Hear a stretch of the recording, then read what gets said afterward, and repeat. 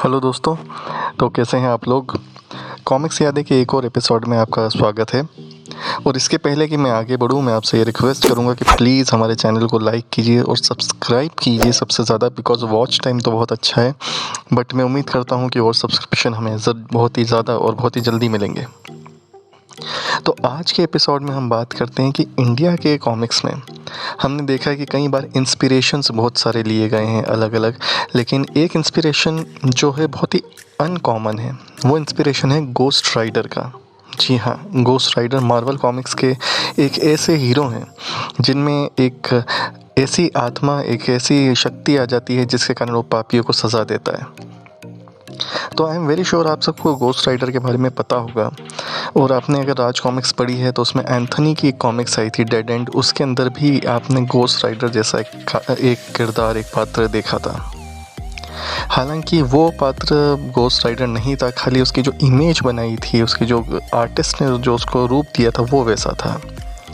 लेकिन क्या आपको ये पता है कि असली में भी इंडियन कॉमिक्स में गोस्ट राइडर आया है? जी हाँ, बिल्कुल। आप सब ने बैटमैन, सुपरमैन, स्पाइडरमैन को तो इंडियन कॉमिक्स में देखा है अलग अलग पब्लिकेशन में, लेकिन गोस्ट राइडर भी आया है। ये जो अनोखा कार्य है ये एक्चुअली हुआ था डायमंड कॉमिक्स में फौलादी सिंह की सीरीज़ में। तो इसके अंदर उसकी एक बैक स्टोरी पहले मैं आपको बताता हूँ। उसके ये जो स्टोरी थी ये थी फौलादी सिंह और अनोखा कर्तव्य वाला, और इसके लेखक थे अश्विनी आशु, और जो चित्र बनाए थे वो थे भारत मकवाना ने। तो इसकी स्टोरी इस प्रकार से रहती है कि एक ओघड़नाथ नाम का एक बहुत ही शक्तिशाली तांत्रिक होता है, और वो बचपन से ही उसको पढ़ाई लिखाई में उसका मन नहीं करता है, तो वो बचपन से ही एक तांत्रिक की शरण में जाके और वो उसी के साथ में साधना करने लगता है, उसी से सीखना चाहता है। तो वो जो तांत्रिक होता है, जो उसके गुरु होते हैं, उनका नाम था भैरव सिंह। तो भैरव सिंह से वो काफ़ी अलग अलग विद्याएँ सीखता है, और दिन ब दिन वो और ज़्यादा सिद्ध बनते जाता है। एक दिन उसके गुरु उसको ये बोलते हैं कि तुमने बहुत अच्छी भक्ति की, सब कुछ किया है, लेकिन एक चीज़ है जिस पे तुम विजय नहीं पा सकते, और वो है मौत। मृत्यु पे तुम विजय नहीं पा सकते हो।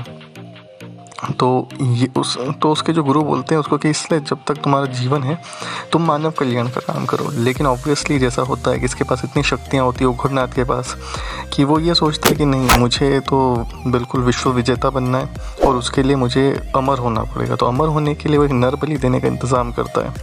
लेकिन वही होता है कि विधि का विधान कुछ और होता है, भगवान को कुछ और ही मंजूर होता है। वो जिस पहाड़ी के नीचे बैठकर वो वहाँ पे ये साधना कर रहा होता है, उसके ऊपर एक बहुत बड़ी चट्टान गिर जाती है, और चट्टान गिरती है उसके प्राण पखेरु उड़ जाते हैं। लेकिन उसकी आत्मा को मुक्ति नहीं मिलती है, क्योंकि उसकी जो लाश है वो चट्टान के नीचे दबी हुई है।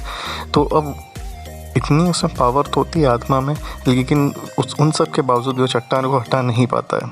तो उसकी आत्मा कोई सूटेबल शरीर के खोज में निकल पड़ती है, लेकिन उसी दौरान उसको ये रियलाइज़ हो जाता है कि उसकी जो सोच थी वो गलत थी, और उसको मानव कल्याण में अपना जीवन निकालना चाहिए।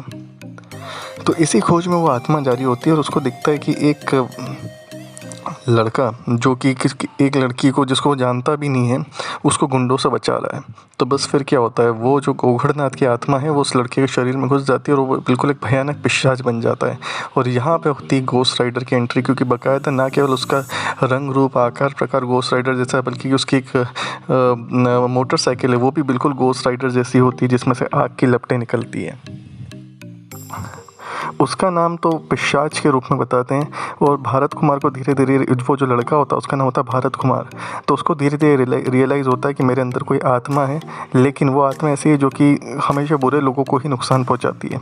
तो वो उसको अलाउ कर देता है, और इस प्रकार से वो जो उसकी गोस्ट राइडर जैसी जो उसकी पूरी पोशाक है उससे जुड़ जाती है, और वो बाकायदा बिल्कुल गोस्ट राइडर ही बन जाता है वहाँ पे, जो कि पलक झपकते उसकी आग की लपटें उड़ाती हुई जो उसकी मोटरसाइकिल है उसकी मदद से कहीं पे भी जा सकता है। उसकी स्पीड भी बहुत ही ज़्यादा होती है। बस इसी दौरान एक अलग मिशन पे उसका सामना फौलाद से होता है। जैसा कि हमेशा होता ही है कि ये दोनों एक दूसरे को गलत समझ के एक दूसरे से ही लड़ना शुरू करते हैं, लेकिन बाद में जब इन्हें रियलाइज़ होता है कि दोनों ही सच के साथ है, दोनों सत्य के साथ है, तो दोनों मिलके और दुश्मनों का सफाया करते हैं, और डॉक्टर जॉन से भी इनकी जान पहचान हो जाती है।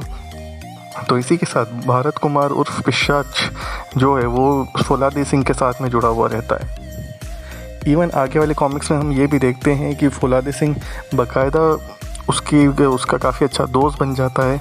इवन जब भारत कुमार एक लड़की से प्यार भी करता है, जिससे शादी करना चाहता है, जो एक बहुत ही अमीर सेठ की बेटी होती है, लेकिन ऑब्वियसली भारत कुमार खुद बहुत गरीब होता है, तो फौलादी सिंह खुद उसका रिश्ता लेके जाता है उस सेठ के पास में, और सेठ बाकायदा उन दोनों की शादी के लिए तैयार भी हो जाता है। तो यहाँ पर हम देखते हैं कि फौलादी का उससे कितना अच्छा एक अलग रिलेशन है जो कि देखा गया है। इवन आगे की एक और जो मिशन है उसमें भी वो दिखता है, जिसमें आतंकवादियों के अगेंस्ट होता है, तो उस कॉमिक्स में भी बाकायदा वो फौलाद का साथ देता है और उन आतंकवादियों को रोकता है। इवन आतंकवादियों को ख़त्म करने के पहले फौलाद उससे बोलता है कि पहले हमें इनसे सारी बातें उगलानी चाहिए, तो बिल्कुल समझदारी से वो फौलाद का वहाँ पे साथ भी देता है। तो इस प्रकार से हमने देखा कि कैसे इंडियन कॉमिक्स में गोस्ट राइडर रहा है, केवल उसका नाम पिशाच रहा है, बल्कि शक्तियाँ, पावर और इवन जो उसका लुक है वो बिल्कुल वैसा ही रहा है। आगे की किसी कॉमिक्स में दिखा नहीं है, लेकिन नो डाउट अगर उस समय इसका जो यूज़ किया जाता कैरेक्टर का, तो ये बहुत ही ताकतवर कैरेक्टर बन सकता था। तो मेरे ख्याल से आपको जानकारी काफ़ी अच्छी लगी होगी, और मैं उम्मीद करता हूँ कि आप अगले एपिसोड के लिए हमसे ज़रूर जुड़ेंगे, और उसके पहले हमारे चैनल को प्लीज़ सब्सक्राइब और लाइक कीजिए। Thank you for watching.